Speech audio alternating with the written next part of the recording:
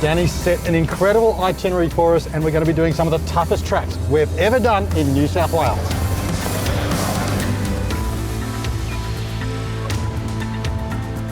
As well as some of the most stunning scenery the state has on offer.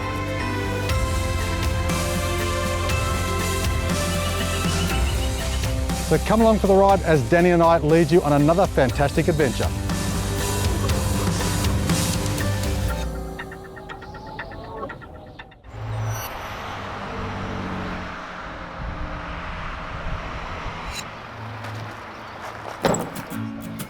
It's a beautiful morning for the start of our adventure with the scenic Kangaroo Valley, our playground for the day. One of the best parts of any four-wheel drive trip is the mates you take with you. And as always, we've brought along plenty. Like always, it's the usual crew. We've got Al and Barb from Piranha. They're along for another one, they wouldn't miss it. Mick, and of course the trip wouldn't carry on if it was for Mick because everyone have to cook for themselves. We've also got some fresh faces as well. We've got Grant coming along. Now Grant's the CFO of the new company who owns Piranha. Hi, my name is Grant. I'm from Piranha Off-Road. Going to be stepping into a role that Alan and Bob have done successfully for many years. Got a lot to learn, a lot to pick up, but I'm learning from the right people. He's brought his son James along, so he's going to get to see how some of this is all done. So that should be a really good experience for them. Hasn't done a huge amount of forward driving, so he's quite new to this and quite excited. And then we've got Rob, who at the other end of the spectrum is incredibly experienced. He's from ARB and he's in this mighty Sandy 76 Land Cruiser. Being a Sydney-sider, this is pretty much my backyard. It's always good to get amongst other people from the industry, get other views. Yeah, it's been a fantastic morning.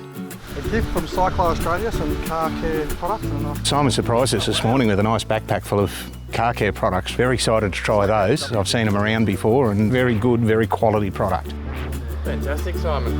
Everybody, we've had a very relaxed start this morning. I won't be like this the rest of the week. It's pretty hardcore, won't it, Danny? It'll be a mix of hardcore and enjoyable scenery too. The biggest thing for us at the moment is the fires in the area, so we need to be really mindful of that. We'll be keeping on top of the fire locations every day. We'll be talking to the rangers every day.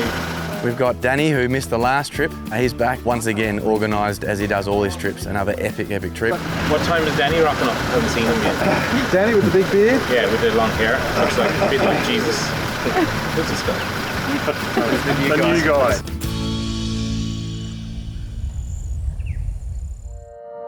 From the drive up from Nowra, it's magnificent going through the valleys. First time in this part of the world, and I've heard a lot about it and was more than impressed. It exceeded my expectations.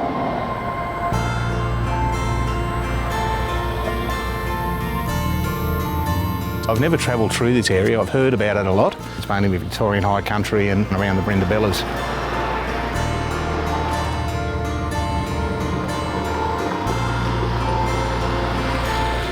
This part of New South Wales I really enjoy because it almost gives you a little taste of the territory. You've got the canyon walls as you're going along, you've got those cliff edges. It's really something we don't see too much of in Victoria. You see a little bit out towards the Grampians is a bit like that. But this area is just spectacular.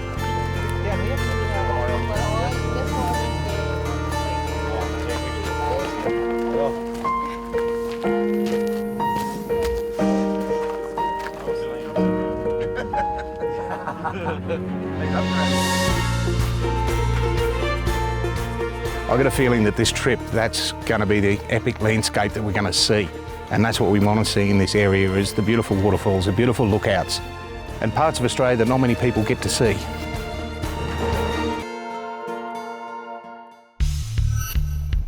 When planning our adventures, I love to throw some spectacular scenery in amongst the four-wheel driving, making sure we explore as much of the area as we can. And it doesn't get much more spectacular than the Kangaroo Valley. I haven't been up here before, and I've got to tell you, it is really, really, really special. It's green and it's lush. A little bit further up north, they've had huge fires, but here we are, it's a beautiful sunny day.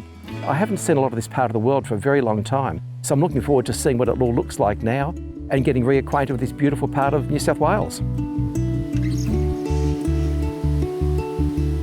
We've seen some waterfalls, we've seen some beautiful scenery, and we've headed off to do some of the touristy stuff, I guess you'd have to say.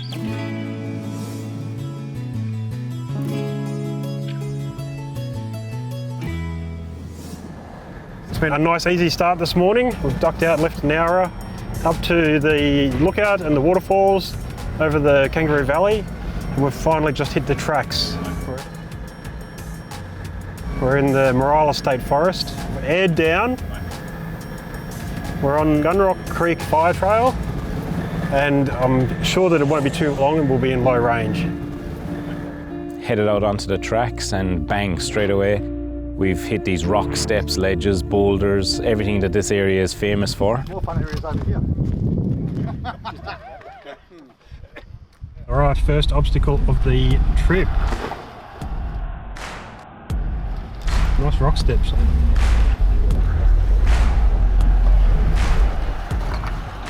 the right. Yep. All right, turn in now. Nice and gentle front. Left is dropping. Really nice. Straighten up there, straighten up. Slide down, slide down.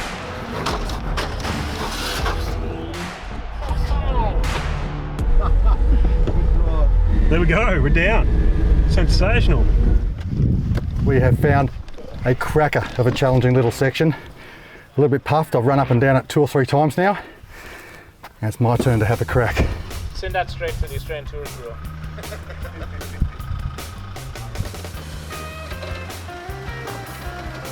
And you want to slightly to the right.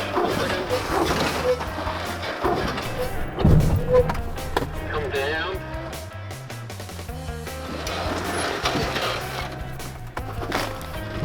To the right a little bit first, don't swing in yet.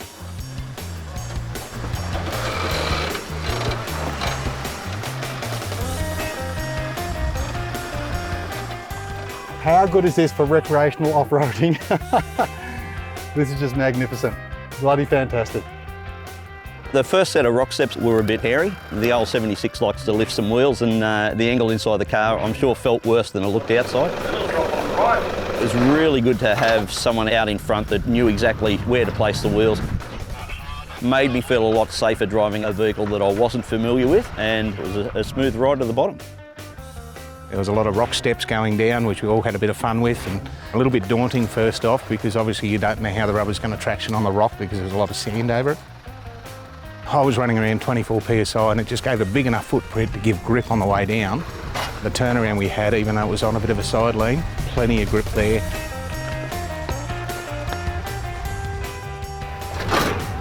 And I thought this might have been pushing the Raptor to its full ability there. I thought I was going to crush the back rear steps of this thing, but we managed to get to the bottom of that, and it was quite the accomplishment. Straighten up. Yep.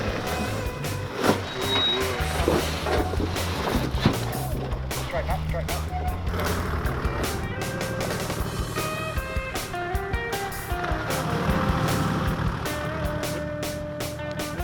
It's the first time I've done any serious four-wheel driving. Bit intimidating. It's good to learn what the limits are. Grant's first time doing anything like this, and he has done brilliantly. And isn't this the perfect environment to learn in? Absolutely. Thanks, guys. Great job.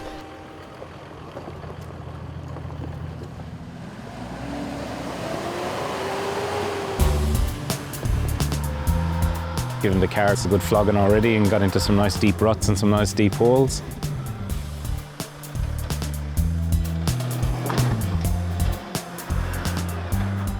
It's a great little technical drop down and it's been really good. That back left side was not on the ground, was it? Mate, they look easy. Yeah, try to. Bit of fun. This is what we got to do. Now we've found our second obstacle and the convoy is about to get wet. Down behind us is Gunrock Falls. It drops off the edge just down there and there's a little plunge pool with a bit of an overhang and a waterfall. It's just a really specky spot.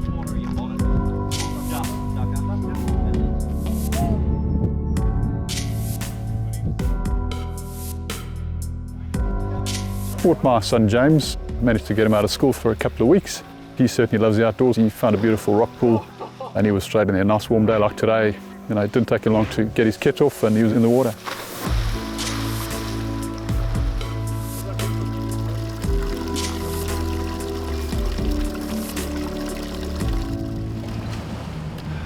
Second obstacle of the day. Nice little creek crossing. A few different ways to tackle it. We're just going to drop straight in and go straight across.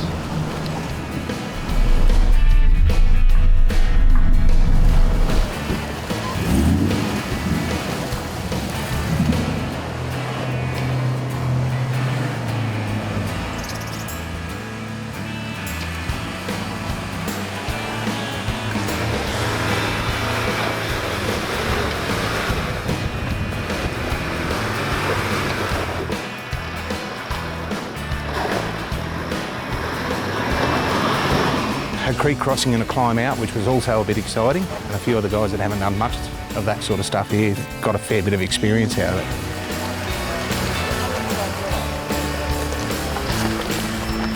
Coming through the water, wasn't quite sure how the vehicle would hold up. Never been at this depth of water, managed no problem. Diff locks made a great difference getting out. But slippery, following someone who's guiding you makes a huge difference. I certainly wouldn't come out here as a first time on my own. Having the right experienced people with the right knowledge gave me a lot of confidence and certainly made it a lot easier to cope with these conditions. These cars are really hot. They've been working very hard in this temperature. It's about 30 degrees plus. The viscous coupling on this car is locked in nearly solid, so it's going to drive as hard as it possibly can. So I've tied it off with one of these elastic straps. When we dunk into the water, it'll probably go up to about the top of the bonnet just for a few seconds, but that's enough if that's spinning hard in low range first gear to propel that into the radiator and cause enormous damage. But effectively it's that simple. It just stops the fan from spinning, check your direction of rotation, job's done, you're not going to propel it through the radiator. All good. Top tip, take it off when you're through the water.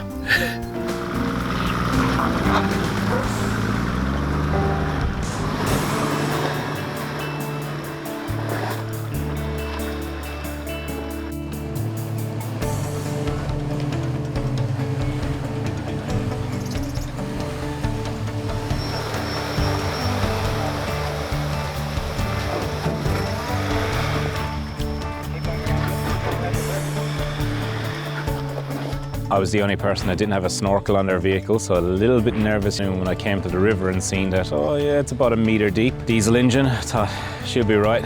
The boys will guide me through it. I was going to be last, and I said, nah, I got to be second last, and there's going to need to be someone behind me to tow me out.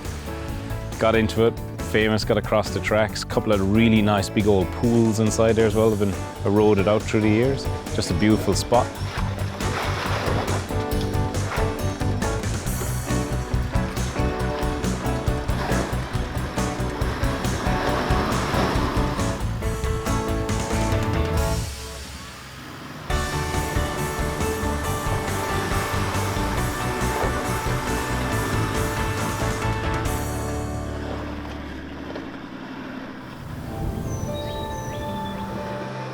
The weather's been incredibly generous considering what we had in the few days leading up to this trip with heaps of rain, and you can see on the tracks as well that we've had heaps of rain because there is just some pretty substantial puddles everywhere.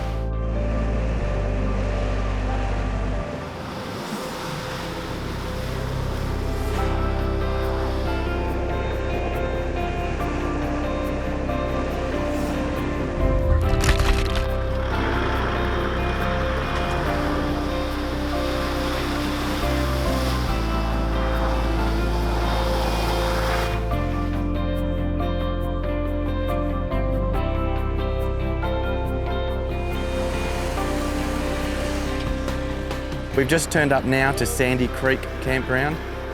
The sun's just coming down. You're getting some beautiful dappled light coming through these amazing big gums, and we're all just getting ourselves set up now for a great night relaxing, and Mick's going to put on a great feed. On a Your 4x4 trip, when it comes to mealtime, everybody has something to offer. Whether it's the head chef, the main taste tester, or even the supervisor. Beautiful campsite we've got here tonight, nice and open, so we're all going to have a nice relaxing night.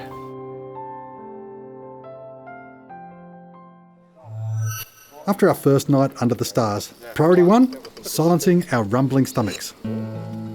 About 6 o'clock I woke up, which was very early for me actually, because I could smell the beautiful smell of croissants cooking. Lovely little campground, good feed put on by Mike as usual, and beautiful croissants for breakfast. And of course there was cheese, bacon, ham, all the wonderful things emanating, coffee being cooked by Danny. It was wonderful. So, sunshine is just coming up there. It is amazing. Everyone's just starting to pack up and we're about to start the day. We're ready to go. Packed up and itching to get out, we headed towards Moreton National Park, where we intended to reach the West Rim walking track and find a beautiful lookout. We managed to get away on time, if not before, which is quite rare for the whole Your 4x4 crew. Everyone was piled in their cars at 8:30 and we were back out on the tracks. And come across some serious bog holes and some nice little whoops to drop the cars into. We found some really big deep holes, absolutely plenty of beautiful, fresh, muddy water, and we're told it wasn't even here 3 days ago, so it's arrived for us on time. It's a bit deeper than I thought. Multiple tracks you can go through, and there are multiple depths. And unfortunately, most of them are not really straddleable. You might like to try to do that, but it doesn't quite work. So you end up into one of these bog hole things.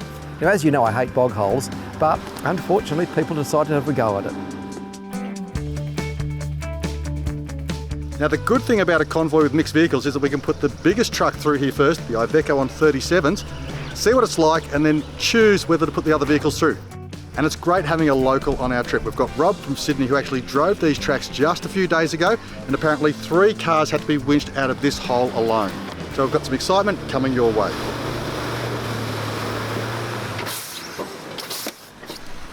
Really fun section of track back there. We've come up against that right-hand bank, hit it really hard. It's pulled the steering in, and I've hit it a second time.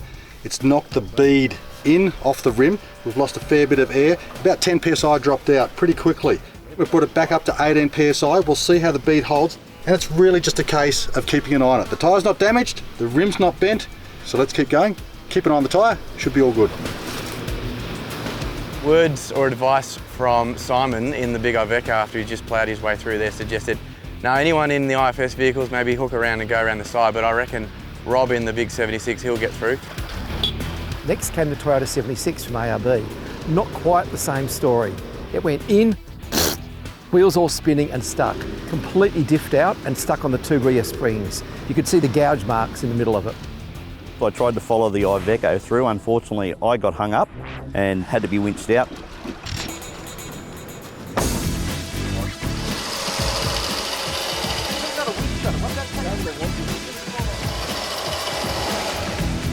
Look, if you haven't been in this area before and you see those bog holes, best thing you do is check the depth first. If it's a little bit sloppy and you're by yourself, don't go through it. Because if you get stuck, you're going to be there until someone else comes along, and sometimes that can be a couple of days. If you're heading out on the track, it's always good to go with a couple of mates so you've got some people to help you. If you can have someone along that's got a little bit of mechanical knowledge, all the better. The telltale is interesting. You can actually see why that car didn't get through. The differentials hit in the middle there. You can see the clean mud, and on both sides the spring packs have dug straight in, meaning that there was no hope. You're completely diffed out. The wheels were all spinning, the diff locks were working, front wheel was driving, no problems. But that's impossible. You need bigger tyres. And as a result, creates a few little headaches there later on, where his alternator just decided to pack it in and not put any charge through to the batteries. That everyone piled around, which created a little bit of excitement. We tried everything we could on the tracks, from pushing water out through water bottles to using degreasers and all sorts of stuff and compressed air, but no luck, unfortunately. So Grant and Al, we've got a little bit of a problem. I think somebody should accompany Rob on the drive out. If anything goes wrong, if he loses power, he's going to need a tow. Correct. Bit of a problem now that I've got some mud in the alternator of the Cruiser, and I'm going to have to head off to try and gurney it out. Well, I reckon the Land Cruiser's got a better chance of towing than the Hilux has. And also, you've probably got more mechanical knowledge if we do have to do something. So I think we should go back with Rob. We'll go to Nowra, give it a wash, get it running, and meet you guys this afternoon. Absolutely sensational day today. Super is the only way to describe it. We've broken a car. We sent another car away with a broken car. And we found another car that was broken. And we've still got a few cars left to make the show.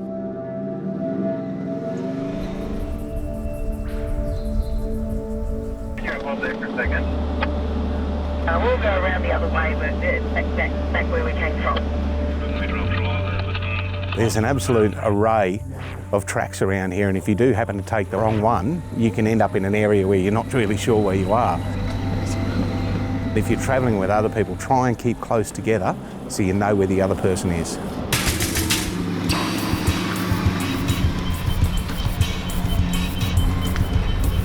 We started finding much more tighter through the tree sort of tracks.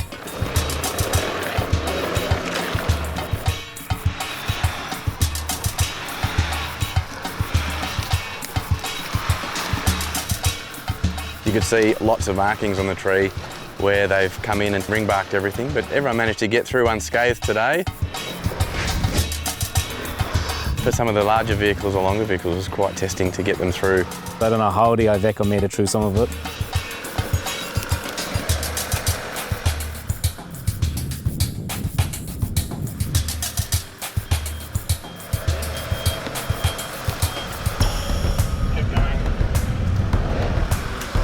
Having radios is the best thing of the lot. Make sure you've got a good 5-watt radio that will carry the distance, and keep in constant contact with each other. Best way, otherwise you can get yourself in a lot of trouble.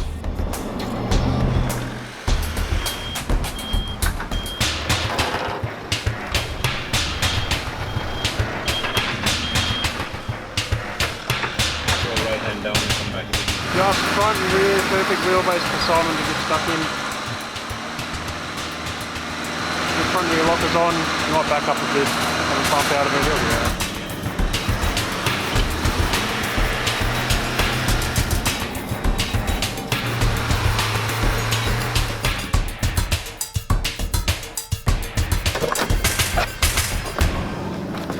Well, it's been a fun drive. We've hit the end of the track. The last couple of Ks turned into a walking track, and looking at the time, we don't have the time to walk out there, out to the lookout, back to here. So we'll turn the vehicles around, get going, and continue on with the trip.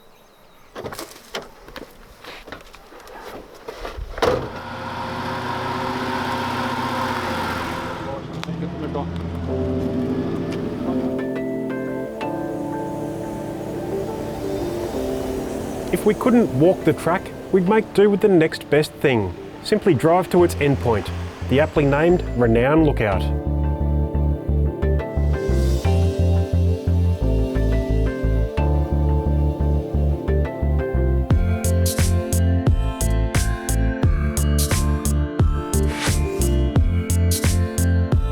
New South Wales has an absolute epic set of canyons. It reminds you of the Northern Territory. About 22 degrees, couldn't ask for a better spot. Very, very little water, but we're hoping that the drought will break soon and this place will be flooded.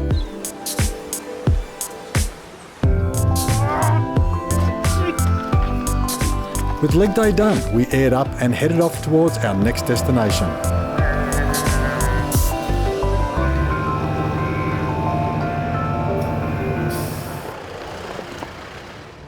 With the day growing shorter and part of our convoy still missing in action, it felt a little unfair to put any more tracks under our belt.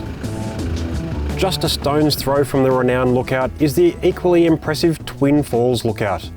With easy access compared to our last trip, it gave us a great sneak peek of what the Kangaroo Valley would serve up for the next few days.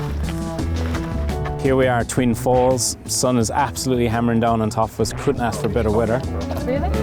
Then the rocks should be really smooth, not? Well, the view is awesome. The actual falls aren't falling, but it is a sensational spot. Very cool. Oh my God, we have reception. As we left the waterless waterfalls, we noticed thick clouds of smoke starting to creep through the valley. This would become a familiar sight as the days went on. The road to our campground was going to be an easy trek, so I took the opportunity to deviate onto a sidetrack with the daily 4x4.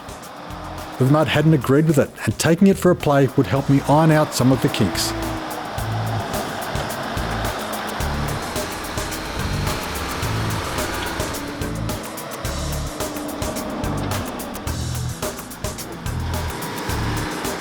With all the basics working well, it was time to head for camp.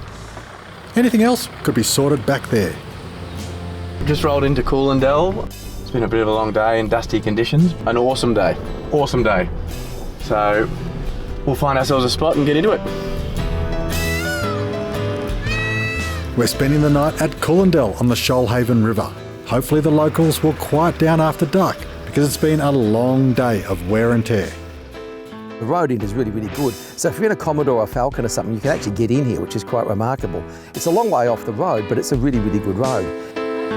Once you come in here, the first thing that you're struck by is the peacocks. They're everywhere. They're on top of the roofs of the sheds. They're wandering around. The feathers out, looking for someone to show. Hey, look at me, look at me. Hey, look at me, Kimmy, look at me.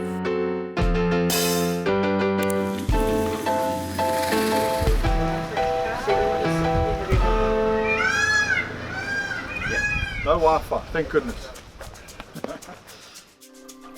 After saying g'day to our hosts and staking claim to our preferred campsites, it was time to stretch the legs and make ourselves at home. And make sure it's all clean up.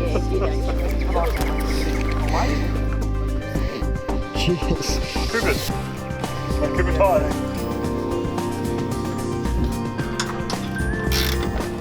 absolutely brilliant spot for native wildlife. You've got all the little wallabies getting around, you've got all the bird life, all the iguanas. If you really want to get in and see some wombats up close, these things are crawling right up to you and having a look.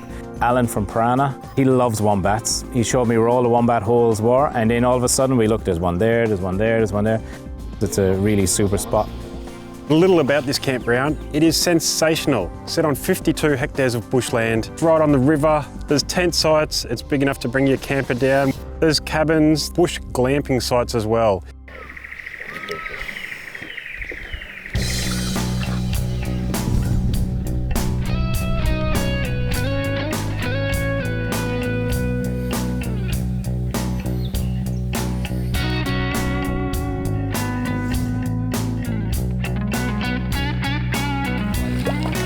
Here we are at the river. We've just walked down. It's about 100 metres from where we camped, and it is absolutely beautiful, as you can see. There is a magnificent vista of the rocks across there, and there's an echo. You ready? Pretty cool echo, eh? Beautiful scenery, lovely spot to be, nice and tranquil. Come and see it. How'd you go? Did you catch any fish? No luck, no luck. Water level's too low, otherwise I'd catch fish. It's sort of like a gift. Beautiful spot, surrounded by hills and trees, and you got this oasis, just amazing.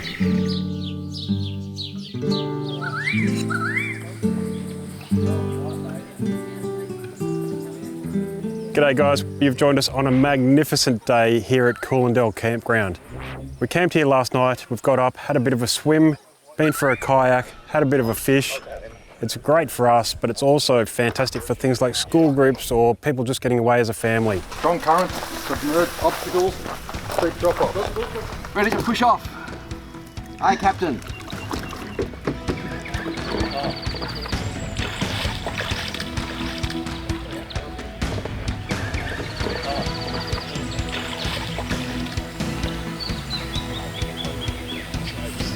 Straight over the top. I'm sitting in this much water on top of the kayak.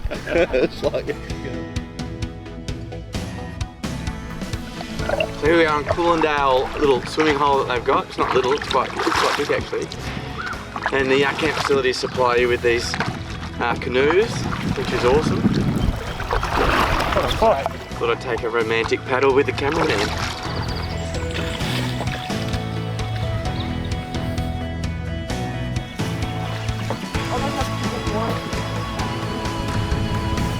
That's not doing much.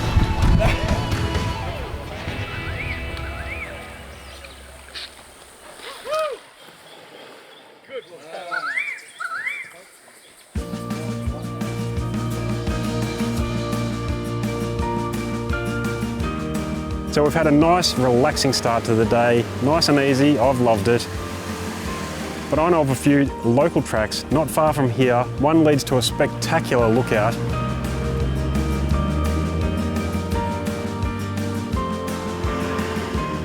Whenever Danny promises us a spectacular lookout, he always delivers with something that looks amazing. At the moment though, the only thing we can see is a cloud of dust from the car in front of us.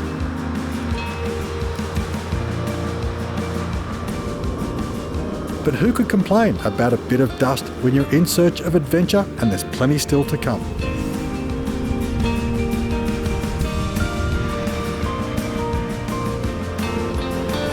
I was very surprised when we were going through the map this morning with Bob, and she found a place they hadn't actually been to, and I said, you've been doing this for so many years and you haven't been there yet? It just shows you how vast the country is, and I've only just begun that journey.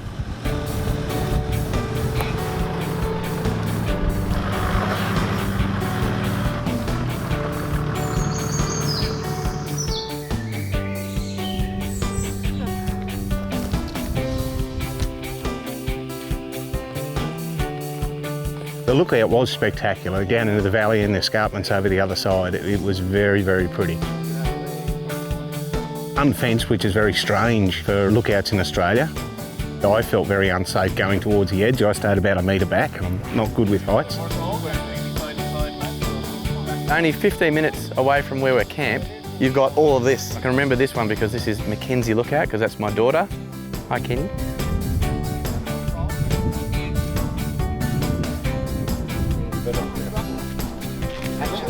You could see there some hoons have been up there and obviously been doing burnouts on the rock ledge and launched a car off the top. That does destroy our environment, and that's the last thing we want to see. The authorities have been there after that's happened and laid some rocks and logs along the entry so people can't get vehicles in there anymore, which is the smartest thing to do. It protects our environment so our kids can see it.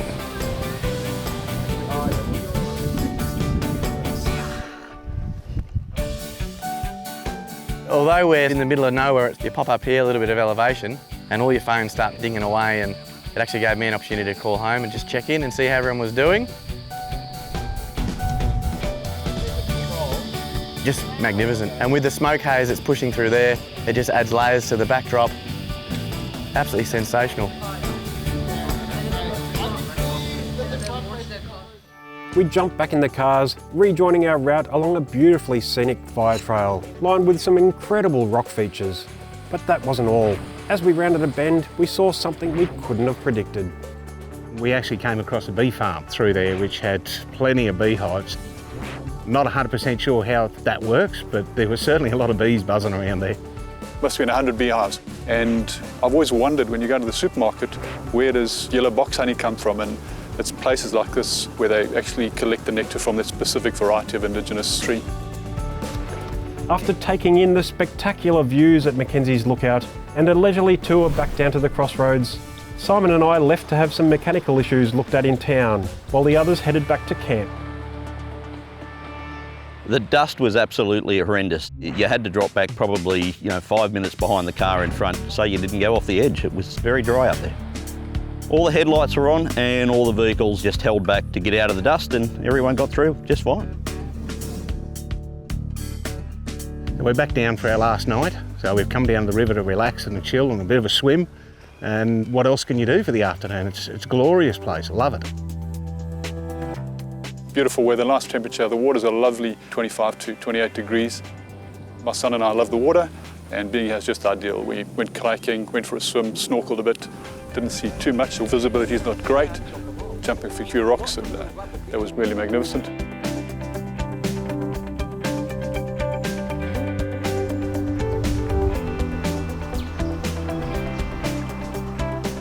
Couple of nights here.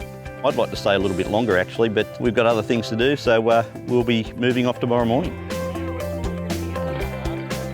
With everyone settling in for the evening, Danny and I made our way back to camp, but there were still a few mechanical issues that needed to be sorted.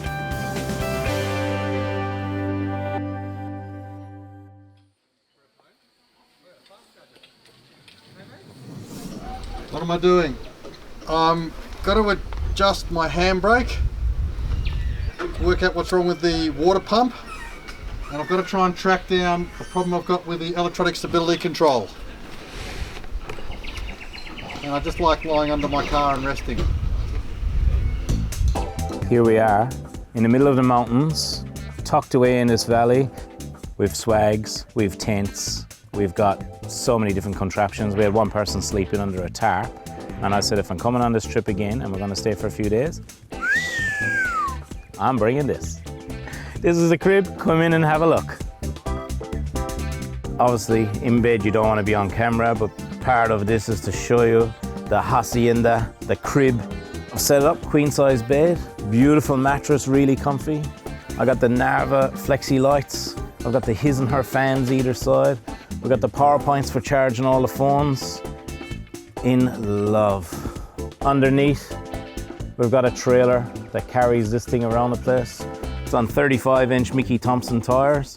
It's got Narva's battery systems underneath, charging systems, fuse boxes. It's got the whole kit and caboodle that I need for when I'm going off-road.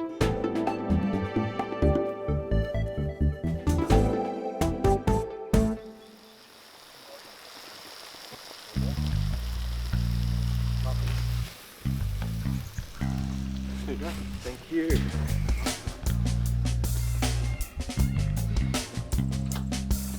This morning got going at a reasonable time again. We actually got a crew, some local crew. We got Simon, Aaron and Tamara. They've come down in 2 vehicles and they're just showing us around the local tracks. Sent Simon a message on Facebook. We're trying to get a bit of full drive access on a local beach. Simon said, yeah, well, we're actually down at Yell, so come down and have a trip and we'll have a chat and whatever else. So yeah, that's how we got on board. One of the main beaches we're looking at is about probably half hour from here, up north, 7 Mile Beach. Instead of driving 3 hours to Stockton Beach, we've got awesome beaches down here. We're trying to work with rangers and council and all that. We've just got a Facebook page, South Coast Fall Drive Access Group. We've got about 1,500 people on board so far. Our new mates will be along for the ride as we descend into the depths of Mintbush Track before clambering up the infamous Monkey Gum Fire Trail. We'll be testing our skills and our nerve against ridiculously steep climbs and seriously savage rocks. Before the fun had even begun, Mike from Trek would have to get some issues fixed with his Hilux as well as find somewhere to stash his trailer. He'd meet us further along down the track. Morning teas in your trucks and lemon cake and banana cake. Thanks, Mike. All right, well, we've been led to the start of Mintbush Trail. This is going to be the hardest track of the trip. I'm really looking forward to it. Time to get on the trails.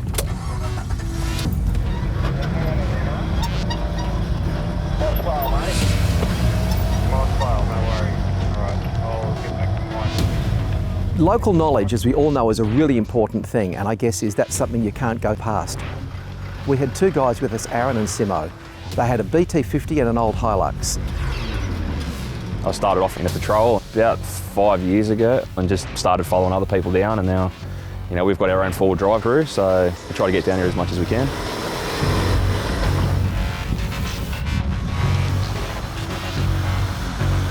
Mate, the tracks it's as easy as hard as you want to make it, sort of thing. Pretty much from the get-go, it's a good few rock steps, decent flex track about halfway down. So if you've got an IFS truck, you'll be lifting wheels. And then Monkey Gum, it's got a bit of a reputation, so yeah, no, it's a good track.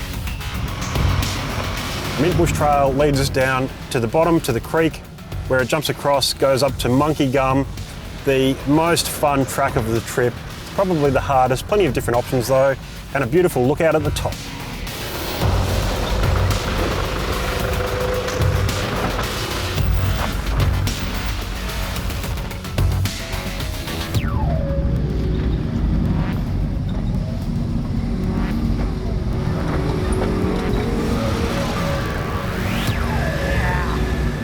Before heading deeper into the track, Jake was excited to show the group the latest addition to his track clearing arsenal.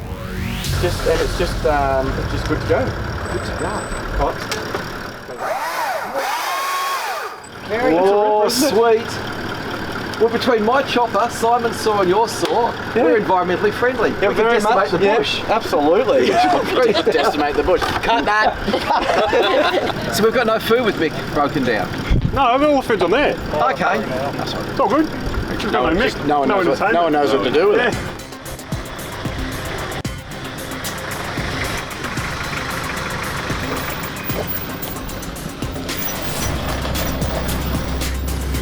The weather's actually a little bit kinder to us today. It's not so hot. It's about sort of low 20s. There's a bit of cloud cover, which is perfect for this. It's quite an easy track, but fairly rutted out and a few rock steps and so forth. You've just got to watch your line as you come down, that's all. And if you've got a bit of overhang at the back, you can certainly get hung up. There's plenty of cars on the track. We came across 3 different groups on the way down. We let past and then they let us past. What's incredible is it's in New South Wales and it's not closed, it's not locked off. There's no gates, you're open to use it any time you like.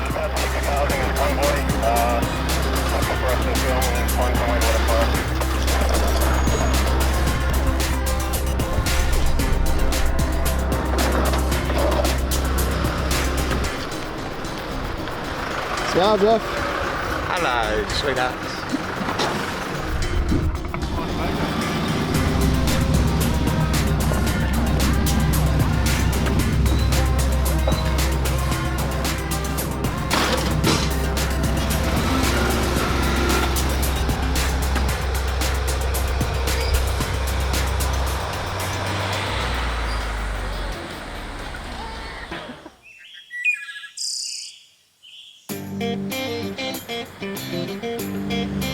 Come to this beautiful campground down here in amongst another bunch of tracks, and it's a glorious area. We've had to prepare the smoker for ourselves this morning, so we're a little bit lost without Mick. He's actually had to head off because his Hilux has had a few little dramas, but he's going to rejoin us later on in the day. Okay, so it's all fixed, Michael? Oh, that's great. Take the fork down to the right. You'll see us in the campground down there.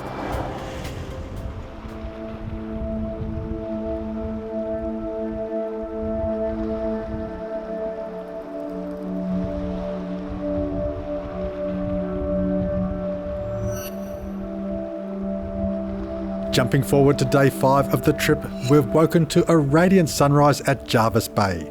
We can't enjoy it for too long though, as Danny has brought some unsettling news to my attention, resulting in a re-evaluation of our plans.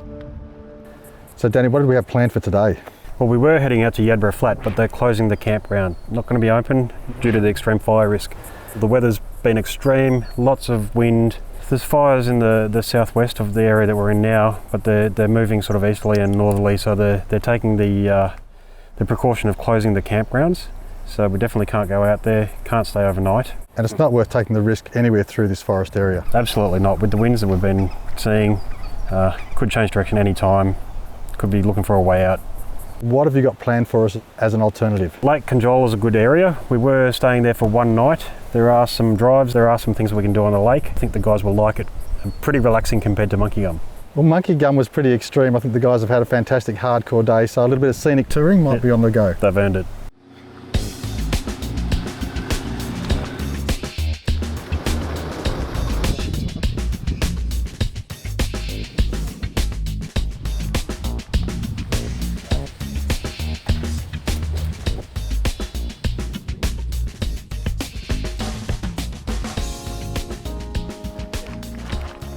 Well, we're here in the Tiranjara Falls. As you can see, bone dry.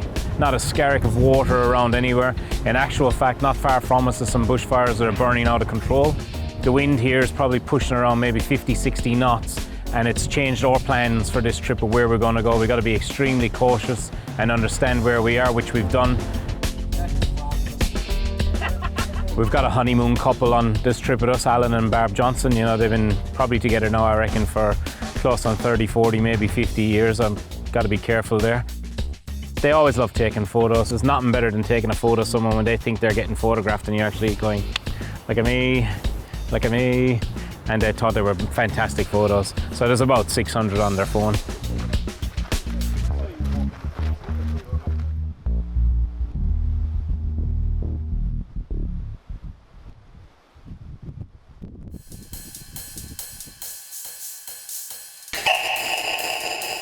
Mile road this morning was a fairly easy, little bit bumpy track which run through an old artillery firing range.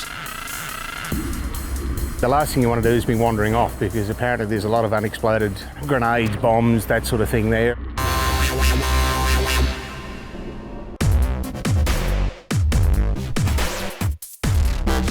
In the early days, they didn't have all this GPS technology, so what they used to have to do is use rangefinders. So the idea was to find if the missiles were going to go in the right place or the bombs were going to go in the right place. You actually had to physically launch the things. And supposedly on both sides of the road, according to all the safety signs, there's unexploded ordnance, which makes this a very interesting track.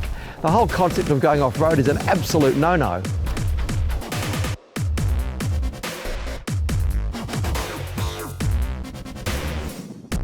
An easy four-wheel drive track. We put it into high range, but it really didn't need anything more than that. It was just a bit of a bumpy dirt road. A few people just stopped to jump out and were quickly yelled at through the CBs to jump back into their vehicles. It's a sort of road that's very picturesque, but you stay on the road. Lots and lots of dust again, unfortunately. Where's Mick? That damn trailer with all those wheels in it makes more dust than I've ever seen before.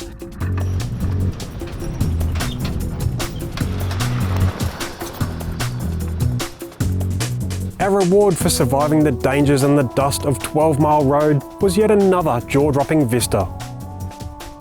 As the clear blue sky and smoky black clouds battled it out on the horizon, all we could do was cross our fingers and hope that better conditions were to come.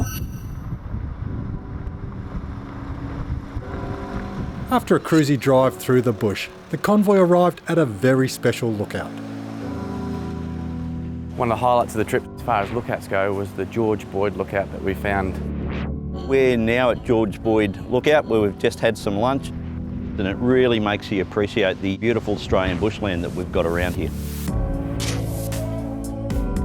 Some pretty specky views behind me. Seen a lot of tourists on the road out here today, checking out the views, checking out the lookouts, and it's great to see people out and about. We have got a fire burning in the area. Hopefully we're heading in the opposite direction to that and it's not going to cause too much problems for us. As you can probably see, there's a bucket load of smoke out there. A huge percentage of New South Wales is currently on fire, and we're sort of sitting at the top of it looking at it. We're pretty safe from here because in the old way of testing the wind, it's blowing that way away from us. Good thing. When you're out in the bush, it's always important to keep up to date on the latest fire information. Be prepared with your state's fire service app and stay safe. So unfortunately for me, this is my last day with the convoy. Duty calls, I've got to get back to the office. It's been an absolutely fantastic experience travelling with your 4x4 crew and all the sponsors. Some great people, some great company and some really great times. The George Boyd Lookout also provided us with a lovely picnic area and some fun caves to explore. But now it's time to hit the tracks. It was a long way to go to get to our destination, so we took the shortcut through the bush and down the tight and winding Conjola Creek Road.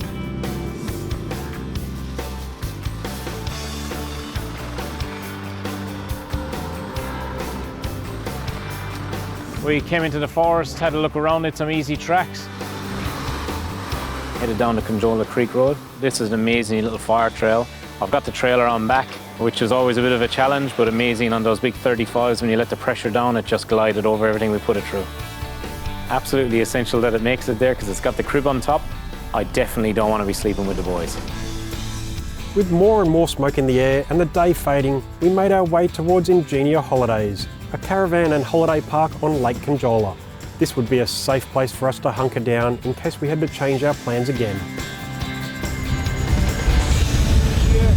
Got a slide.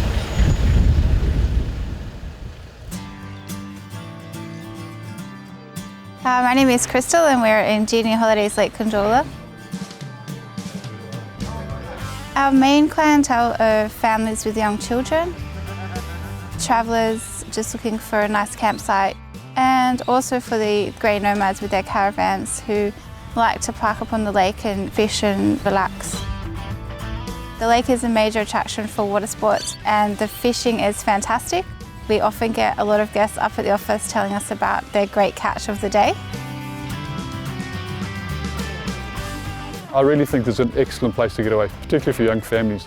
I took a snorkel out here this morning. The water is no more than 1 metre deep, so it's very safe for kids. We have very family-friendly facilities. We have a resort-style pool. We have a splash park. We have toddlers' games room. We have a very large jumping pillow.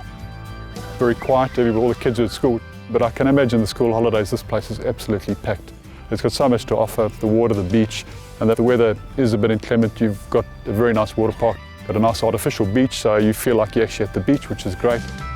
It's the great Australian dream to work in the city and own a little south coaster. People often pack up on a Friday afternoon and come down for the weekend and enjoy the coast. We were fortunate enough to spend the night in one of Lake Conjola's many fantastic villas, which included nice warm beds, a full kitchen and that all-important luxury air conditioning. But we were still itching to get back out on the tracks. If you are looking to visit us here in Lake Conjola, go to our website at ingeniaholidaysLakeConjola.com.au and we would love to see you here in Lake Conjola. It was a quiet morning in Lake Conjola and our neighbours weren't exactly in a hurry to get up and go anywhere. But our group, well, we had places to be and some more last-minute changes to make. So our plans today have changed. The fires have got more intense, gotten bigger, overnight spread. They've jumped the river, jumped the Princess Highway into where we were going to camp for the next couple of days. I've come up with a plan for the day, a fairly simple day, relatively close tracks. The group will get to go up a few lookouts, probably get to see how the fire situation is, get a good view of the area, up to a lake that probably have lunch there, turn around, a couple of different tracks on the way back, and meet me back at camp this afternoon.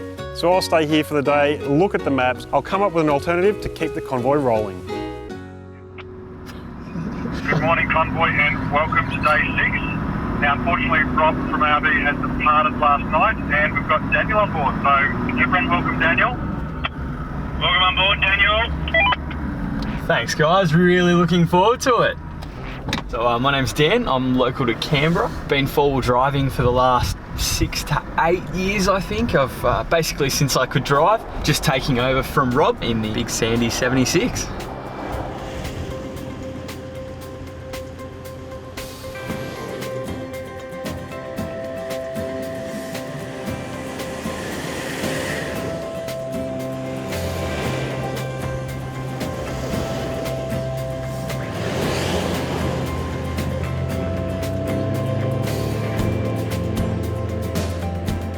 Touring through the Moreton National Park was a great experience, with tree-lined trails and plenty of beautiful rock features to take in.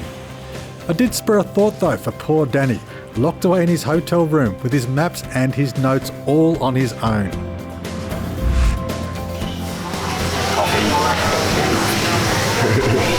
Knowing he was missing out for our sake, we made the most of our day trip with a visit to the gorgeous Pointy Gap Lookout. Once you get to the top, you come out to this beautiful escarpment. You can see the ocean, and it just makes you realise how fortunate people are coming down to this area, because an hour's drive you up and you can look over the whole coastal region.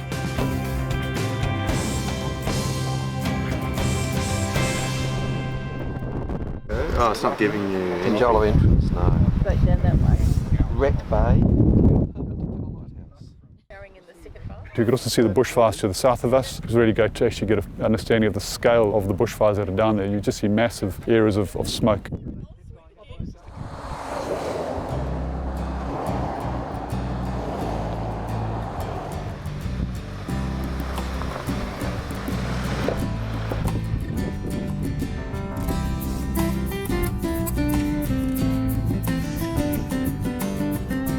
This part of the central south coast of New South Wales is just amazing.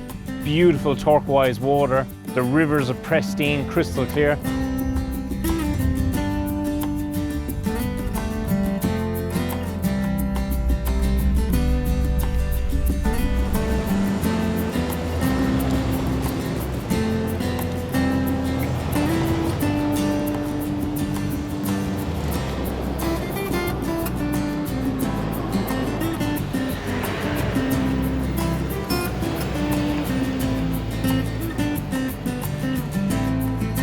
This is a spot you want to get up and have a look at. Amazing camping spots. Every little turn you take and go into the next cove, there's a beautiful white sandy beach.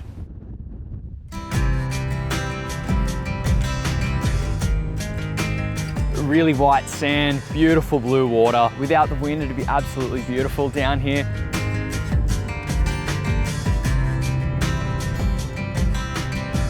Lovely white crystal clear sands. The surf wasn't too big. There are some warnings about currents, but I didn't see any evidence of that. It looked really safe.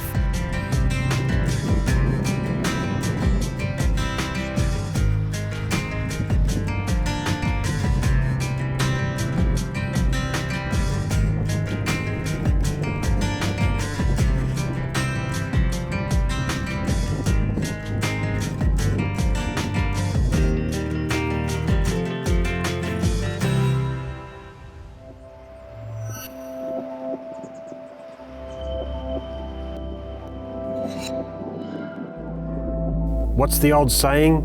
Red sky at morning, shepherds take warning.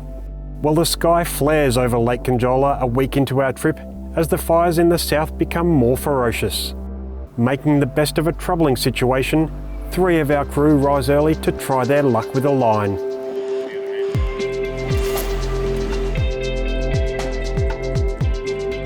So Jeffrey, did you pick yourself up a fishing licence, or are you just trying to wing it?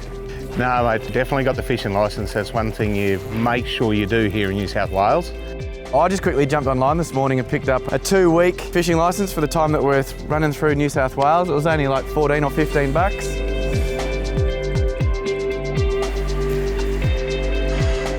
So what are we actually fishing for in here? At Lake Conjola, we've got bream, flathead, bit of sand whiting, and further out, apparently on the beach, there's school dew. Oh, right. But also, I noticed a sign yesterday that said there was a grey nurse shark in here. I read that yesterday.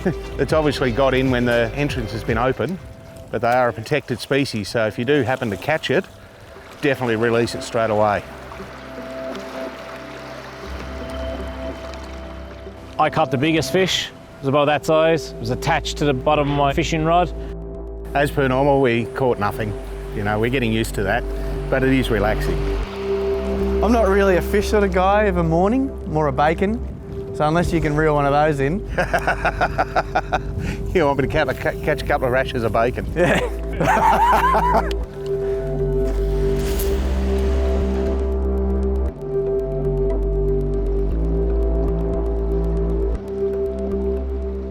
As Danny leapt between his phone and computer, contacting rangers and fire authorities, the convoy continued to find ways to busy themselves.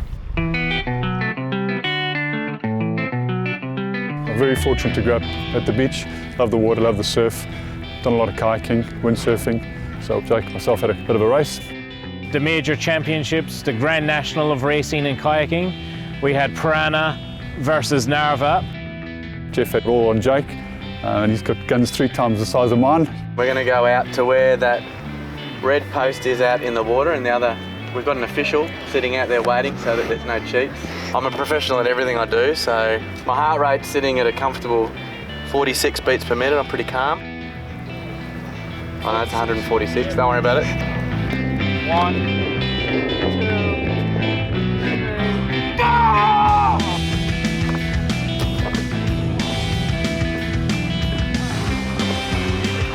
James hasn't done too much kayaking, got a really bad start and just never recovered. I think he was so far behind at the start, he just halfway gave up and said, look, I've got no chance against Jake and my dad.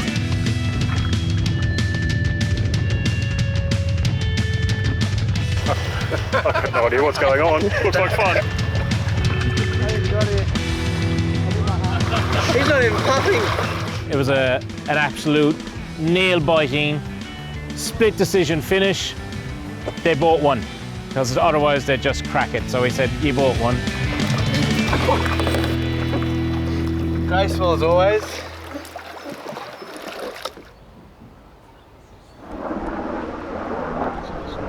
Danny called us all in for a chat about where to go from here. The news wasn't good. The fires had jumped the Princess Highway, the main arterial route of the area. It was important that we planned our movements not only for the convoy's safety, but also not to affect any emergency services or evacuation plans.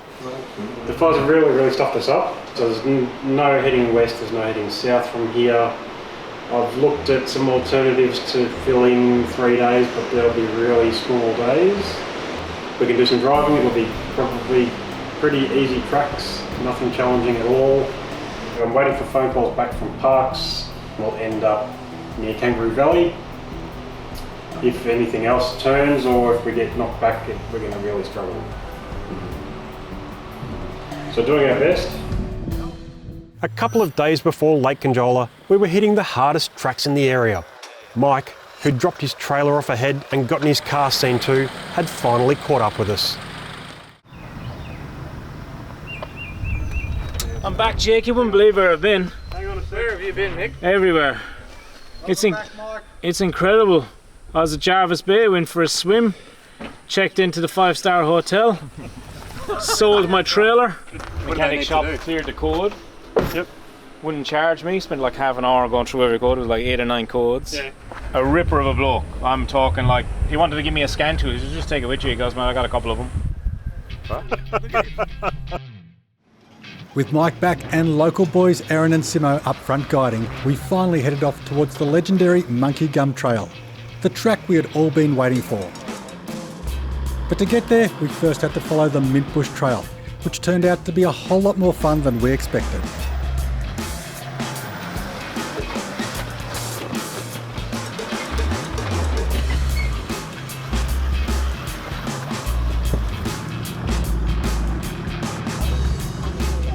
So we started the track at Mint Bush Track, which was absolutely sensational. It was a downhill rock crawl all the way down. Good track is an understatement. Probably one of the best tracks I've done actually in Australia. Loved it.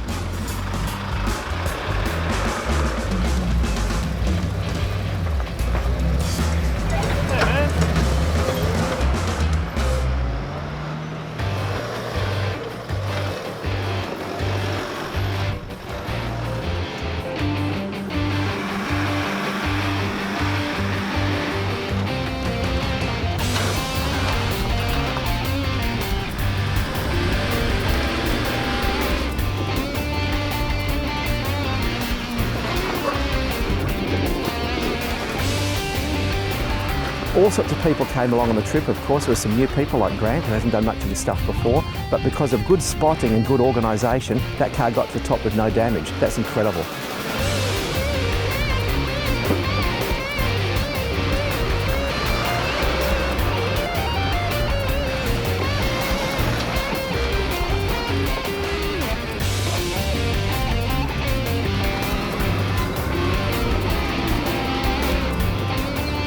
Wheels in the air pretty much, I reckon, 70–80% of the time, getting over rocks.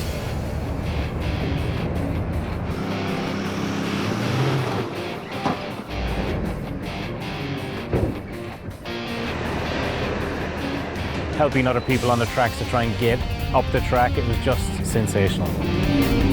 Really, really mad wheel lifts.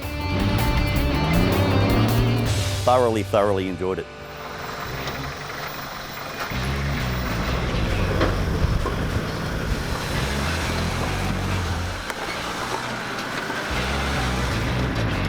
There's lots of campers down there at the moment. They're off wandering around having a look at people doing the tracks, because there's a couple of pretty gnarly tracks in close to camp.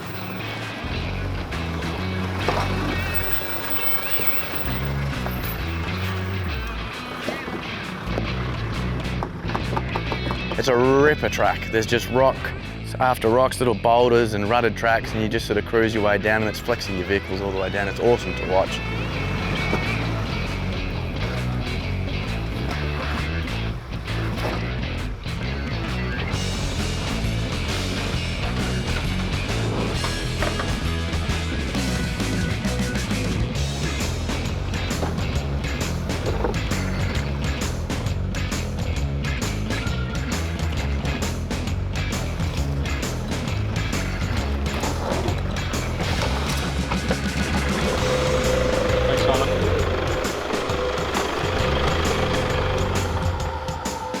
From here we head off, we're going to what they call Monkey Gum, and apparently it's a very gnarly sort of track.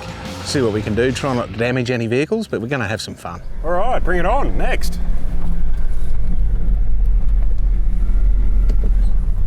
What's next? As a weapon. Let's go! Hey! Let's do it! That's a weapon, look at him. Fast forward to our current dilemma, where our plan B is to head north away from danger. We've done our fair share of off-road kilometres over the past week, and it's likely a few things on our trucks have rattled loose or become clogged with dust. So before we head off, it's a good time to do some basic mechanical checks. We've just had quite a few days of really, really great four-wheel driving, and these cars are really important to us, and it's important you look after them. And there's a couple of things that you really need to check out, and one of them is wheel nuts. I did check the wheel nuts before I left, but I'm going to check them again now. I know it might sound really simple, there is nothing worse than a wheel falling off your car. This is a particularly long handle. This is because I have a particularly small and light wife.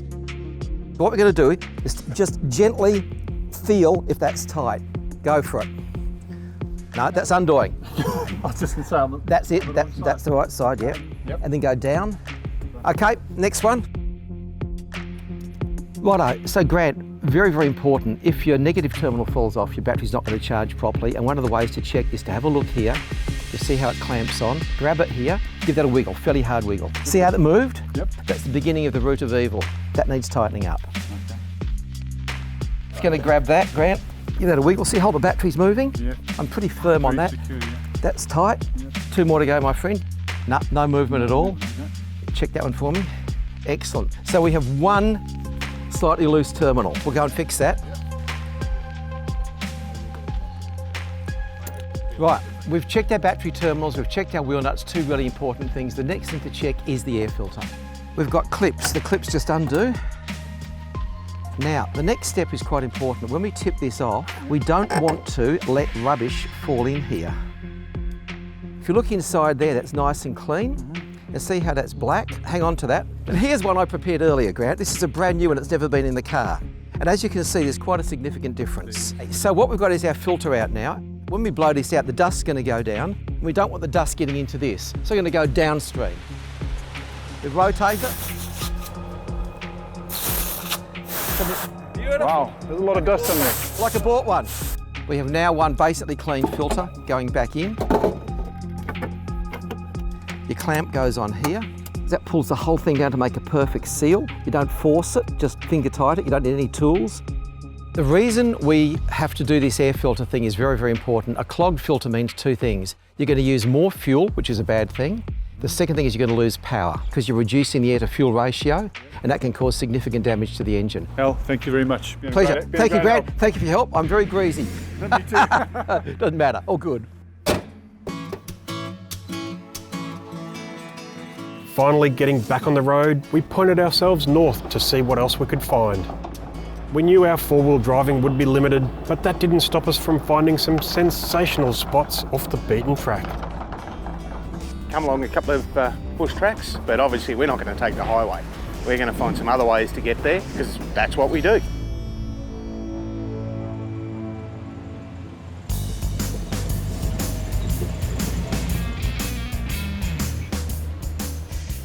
As we drove down through all the farmland, we came through the hills, saw the aqua blue water in the bay here. Absolutely beautiful with the white sand. Found our way to a magnificent little bay inlet, an awesome stretch of a secluded little beach. White sand, Queenslandish.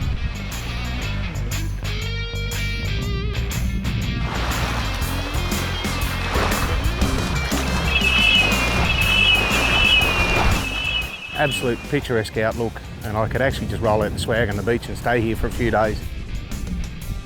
We started off with a little bit of a dip in the cold water, walked down the beach and tried to feed some of the stingrays there.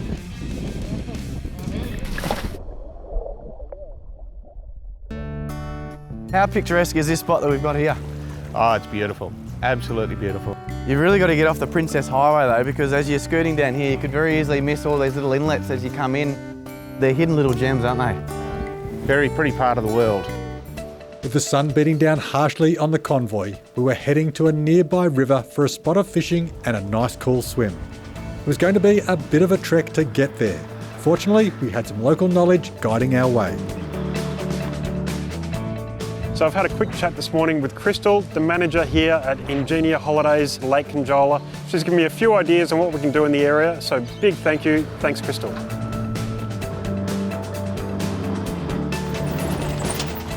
We did some great tracks today, just nice, easy, running down into a lot of dry creek beds.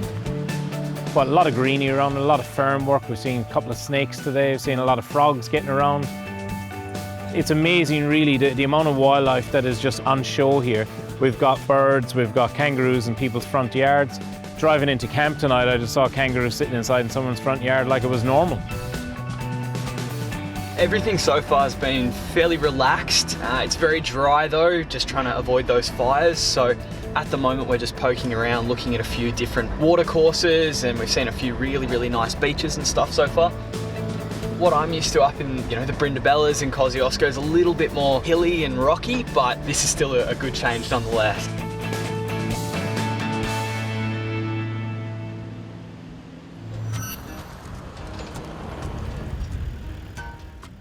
We just carried on along a power line road and found this little stretch of an inlet coming out. The ocean's actually only just a little bit down there.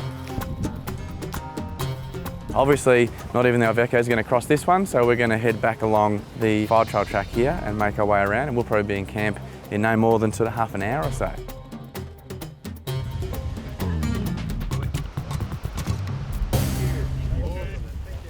Been a great day. The weather's been very kind. The wind's died off a little bit.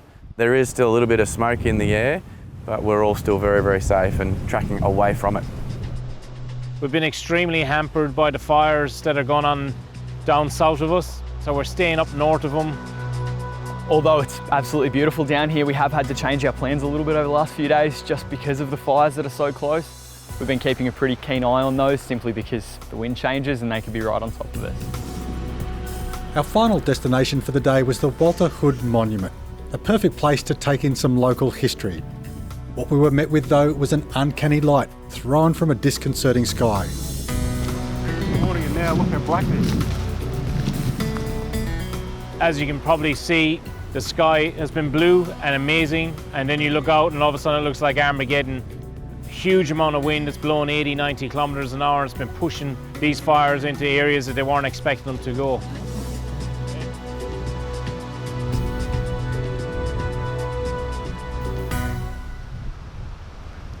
The fires for us have really been a little bit of an inconvenience. It's meant we've had to reschedule our trip, change some of our plans.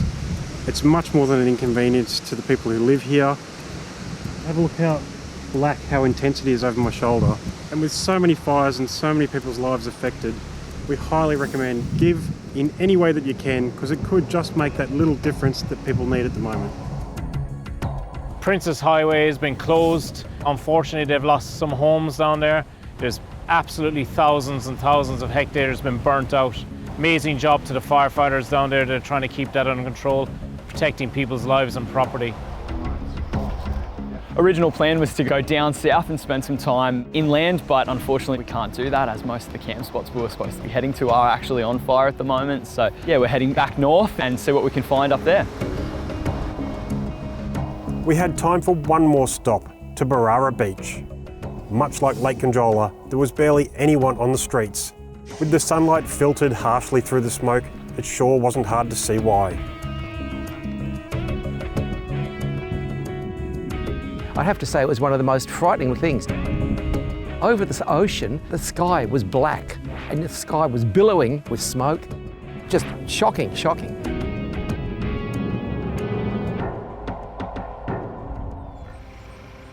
Welcome to Monkey Gum Fire Trail.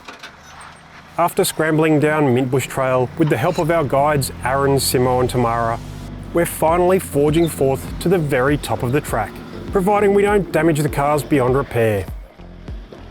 It was insane.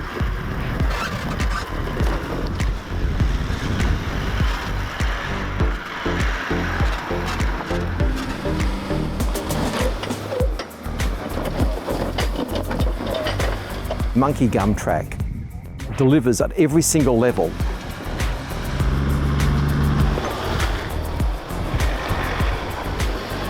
This is one of those absolutely must-do tracks. It's one of those tracks, the only way I could describe it is something that you'd see a tough truck.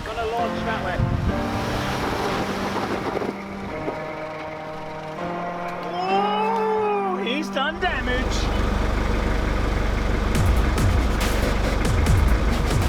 We met a heap of people on the track. It is very, very popular.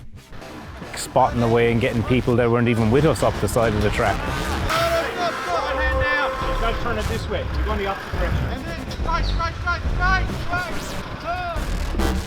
If you wanted to come and do this without a lot of traffic, don't do what we've done and come on a Saturday. Watch the finger, turn. Be aware, this is not a track for the uninitiated or for the newbies. Oh, you'll probably want that back. It's a bit of a tough one. Yep, nervous. Jesus, takes me far down. Shut up.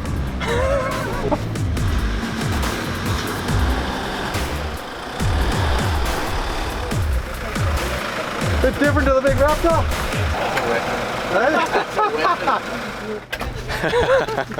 When you get down to these low pressures, you can start to engage these side biters. That extra traction is what really pulls you up in these V-type washouts. The extra traction, the lower pressure, we've got a much softer footprint, less damage to the environment, less work for the vehicle, happier all around. The track itself is spectacular in so many ways.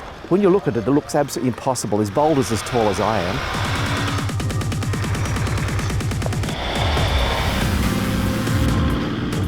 It's hard to describe the Monkey Gum Fire Trail. It's just this traversing of rocks. Really, really big ruts, huge boulders. It was a bit of a wild ride in the cruiser.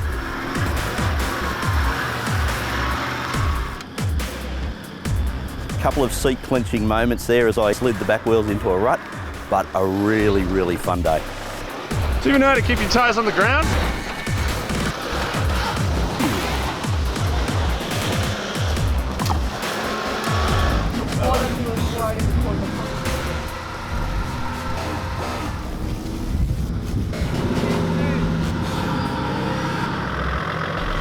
I've got to say, I don't think I could have done it if it wasn't for Alan Simon spotting me through some of those sections, because all I could see from the driver's seat was bonnet.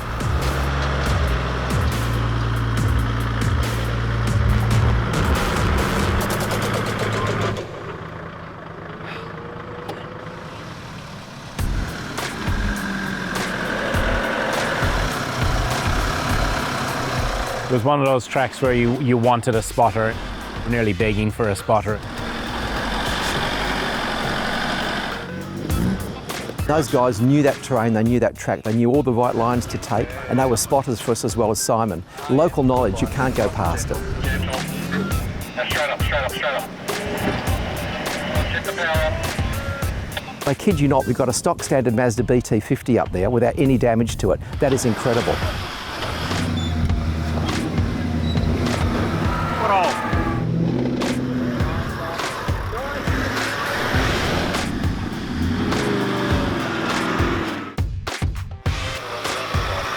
Turn to the right.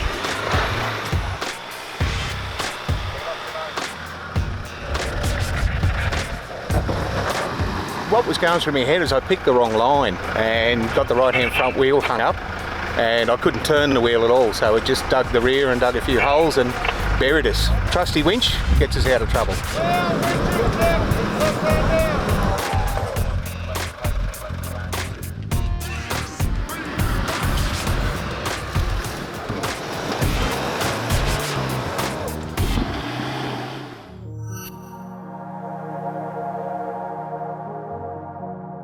What an incredible adventure this track has been so far. But we've now reached the pinnacle of this track, according to our guide, Aaron.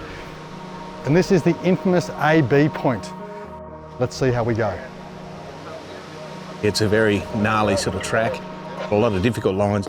See what we can do, try not to damage any vehicles, but we're going to have some fun.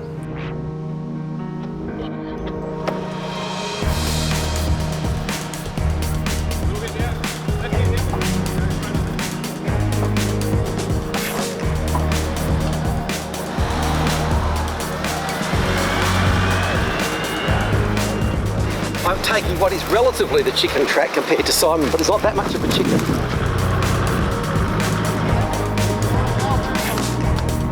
You must do this. This is one of those absolute pinnacle trips. We've got great tracks in Victoria, but this is the one, for my mind, for New South Wales, the must do.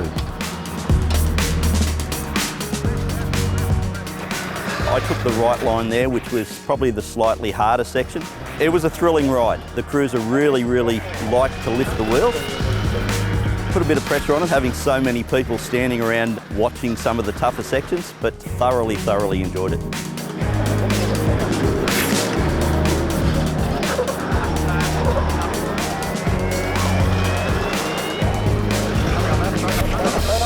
Straight up, slow down.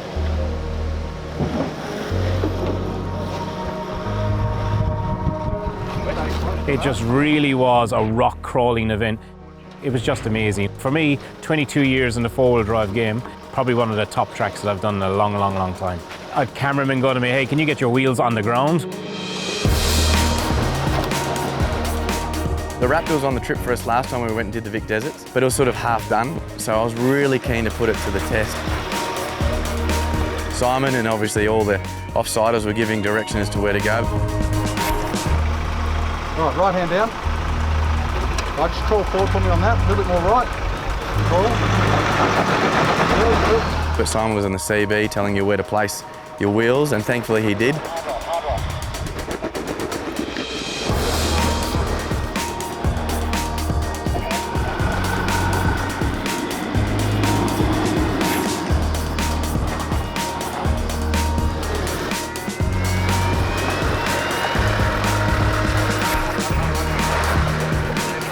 If you do get stuck here, there's plenty of people around to give you a bit of a hand, try and help you out. They're off wandering around, having a look at people doing the tracks.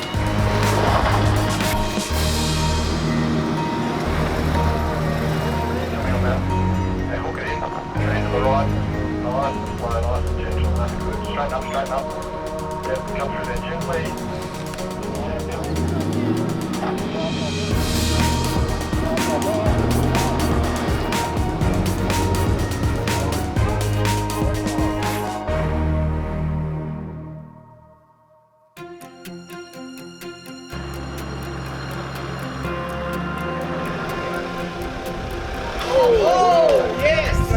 Go, baby! We carried on to a few more sections that weren't quite as challenging as that, but still very epic little spots.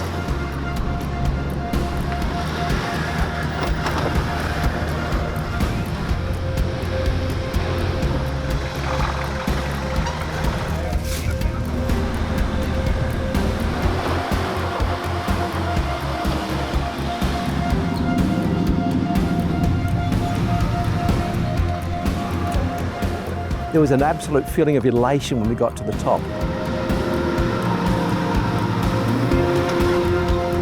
There's a big flat rock at the top which you get to with a very rickety ladder, held together with cable ties, and I suppose they were approved. But it's a wooden ladder, and it was an absolute crunch of a thing to climb up the top of. Then on the top of Alf's Lookout, you can see forever.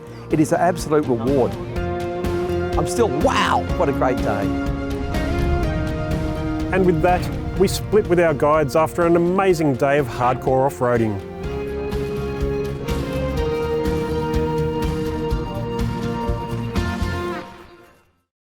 With the air showing no sign of improving and all reports indicating that the inferno was only becoming more extreme, the final day of our adventure would have to be heavily improvised. We stopped at the Errol Bond Reserve, and there we had a look at the Swan Lake, and there was a beautiful sandy beach, lots of shells on the beach, and a very, very lovely view. Look at all the shellies, Shelly Beach.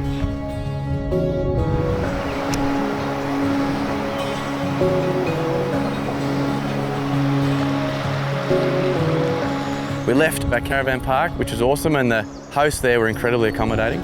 We literally drove all of about 2 minutes, and we went and found ourselves at the local cafe. We all grabbed a coffee there. Got my coffee. Mocha pan. As we sort of shot out of the town, with again today was no real plans of much, just sort of seeing what we could find. We've gone straight past a place called the Wandy Wreckers. The owner there, his name's Rob. He's only owned the place for 3 months. Rob didn't know what happened. All of a sudden he's seen about 15 vehicles and 20 odd people getting out of cars, popping into his little workshop that's normally pretty quiet, I'd imagine, on the side of the road.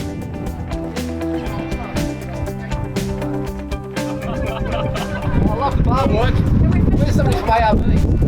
Oh, look at that! What's the sort of condition your one's in? A little bit better than mine. Here's another 60. Alan, I thought he was just in heaven, wandering around looking at all the old broken stuff that most of us would just think is junk, but Alan saw plenty of opportunity in there. And obviously to most people that are trying to restore a car, there's amazing stuff in there. Big yard box down the back.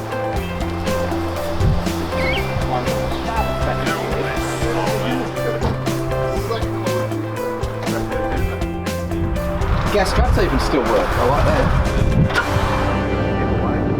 Today we've got nowhere to be, so we've pulled off the highway, we've found some state forest that we can explore. We'll be zigzagging, checking out what's around and just seeing what we can see. The guys have been fantastic. Danny has been an absolute machine working out where we're going to be and still finding us tracks to drive, and we've all had a great time. Seen lots of things we just weren't expecting to see, which is brilliant. It's all part of the adventure. These little dirt fire trails, there was nothing difficult about them. Reasonably well maintained, and there was then just a few little sections that run through there that had a few little rutted and boggy sections, but a great spot to go.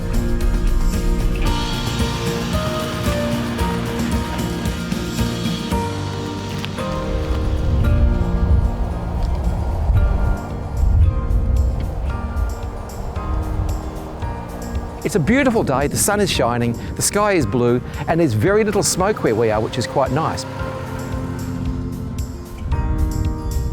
Oh, you should definitely drive into this. You just got to drive up onto that grass. Yeah, once you get to the grass, you're home and home. Today was just an adventure day.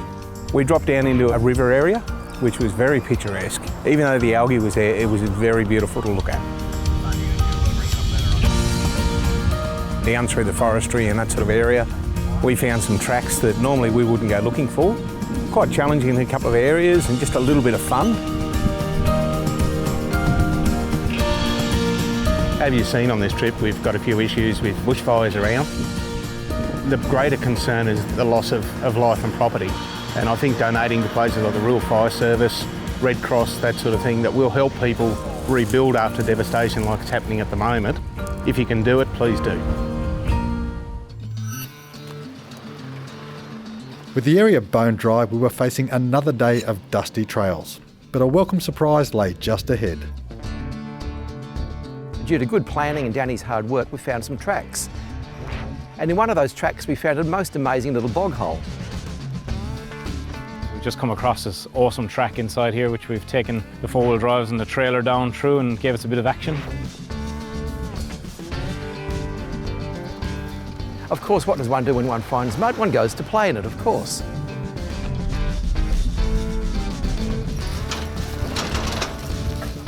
You wouldn't think there'd be any bog holes here in this weather because look at it, it's dry, half the state's burning, it's stinking hot, there's dust everywhere. But yes, we found mud.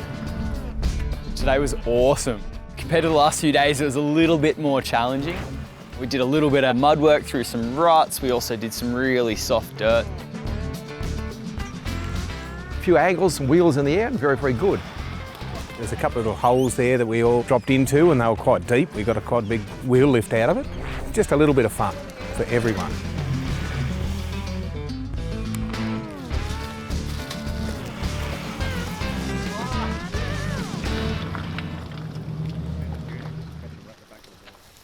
It's hard to think with New South Wales being so extremely dry, and where we are is just tender dry, and then we find an eel just sitting amongst the mud, pushing through with the tyre, and the tyre's flicked up a little bit of wet mud, and now comes this eel out of the mud going, oh, I was asleep, what do you wake me up for? An eel, whether it's an eel, it looks like a snake, it wasn't a very comfortable experience. Like you wonder how they survive in dry dams. They just hibernate down the bottom and where there's a little bit of fluid. Anyway, we're out of that part of it now and looking forward to another day. We literally just turned off one of the major roads and shot down a bit of a dirt track and found a heap of these little arterial dirt roads that sort of shot themselves everywhere, full drive tracks. When you plan a trip and things don't go your way and you've got unexpected detours, don't give up, go looking. There's plenty of stuff around, get out your maps, have a look, and we proved it today. We found some very interesting spots to go. Wonderful day. Pick a road and follow it and see where it takes you. It's been a great trip for that. And it has been an awesome trip, absolutely brilliant. We've had some great fun, some great country to be seen, and looking forward to seeing some more. Finishing up north of Lake Conjola and safely away from the fires, we reminisced on some of the incredible 4x4 tracks we'd been given the opportunity to drive. And there were three standouts. The Gunrock Fire Trail was one of the first we tackled, and it's the perfect warm-up for the even tougher tracks that lay ahead of us. Day 2 saw us delayed by muddy tracks and dead ends, but nothing would dampen the anticipation of finally driving the Mint Bush and Monkey Gum trails. Day 4 took us down to the valley floor via the dusty and rocky gullies and then skywards to the top of the infamous Monkey Gum Trail. Challenge after challenge met us at every corner as we made our ascent, and through determination, experience and teamwork, we all made it safely to the top of one of Australia's best four-wheel drive tracks. An achievement for all of us as individuals and a highlight for us as a team. But with the fire situation severely threatening the area, our thoughts, memories and final message are of a far more important nature. Thank you Australia for joining us as we trek through this beautiful corner of New South Wales. We captured this adventure back in late November 2019, just when the fires were starting to take hold. The devastation was horrific, with most of the east coast of Australia burning. Hundreds of millions worth of donations and dollars were gathered together by Australians to provide support to those in need. And as always, four-wheel drive clubs and communities were there to give their support. But as you know, tragically the situation got far, far worse. Not long after, areas like Lake Conjola were hit with floods, and then COVID-19 locked down the whole of Australia, stopping people like us getting into those areas to provide support. With tourism cut back to zero, these rural communities suffered drastically. But fortunately, that's all about to change. With restrictions easing, thanks to all of us doing the right thing, we're finally able not only to get back out in our Forbies and see our country again, but by visiting these areas and putting our money directly back into local businesses, we can help those affected get back on their feet and show them that they're not alone. The best things about what we love to do, four-wheel driving, are the amazing places it takes us and the incredible people we meet. And what better time to go on new adventures and help each other out while we do it. We're getting out and doing what we can, you too can do the same. From all the team here at Your 4x4, please stay safe. And look after each other. It's what we do best. Click the linked video to watch another full trip. And let us know in the comments if you like this kind of video.